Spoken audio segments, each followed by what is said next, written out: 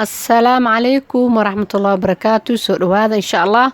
saaka waxaan idin wadaa cunto midin kara raba saaka cunto karis maahan insha Allah. saaka waa socod buundadan aa u jeediin oo sidaan u weyn ayaa rabaa saaka korkeeda dhan inaan ku soo socdo jaranjarada kor u kor hoos u deg saas waay maanta socodkaas maaragtay ay ka shidan tahay insha Allah.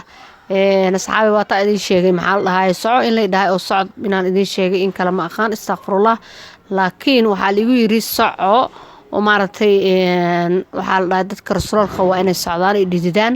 marka aniga jaanis ma hayo maalin weynta insha Allah. hadda waxaan ku dhahay waxaan baxay gurigeyga markaan salaad subax tukaday halkaan waxaan tagay 1 saac oo 20 dhiman camal ama 1 saac oo 10 dhiman ay ahayd. marka maxaa la dhahaa waa alisay hadda la soo kackacay ma aragtay waa morning meeshaaniti waxaan ku dhahay xaafadeeda wax badan ay u jirtaa.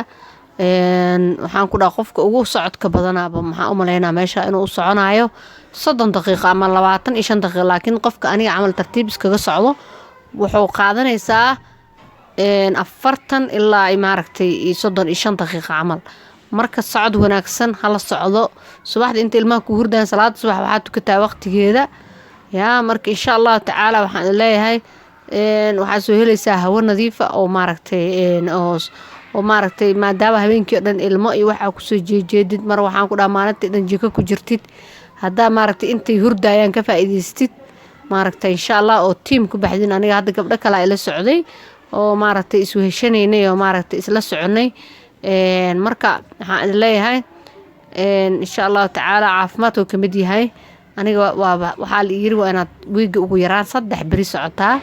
marka aniga ahaanteeda horta qof buuran ma ihi oo maaragtay qof maaragtay oo cayil iska yareynaysan ma ihi, laakiin ina ogtahay in kala ma ogi akhyaar asxaabay dadka oo maaragtay oo cholesterolka qabaan waxa waaye waxaa la dhahaa waa inay socod sameeyaan buurnaaw ama caata ahaaw.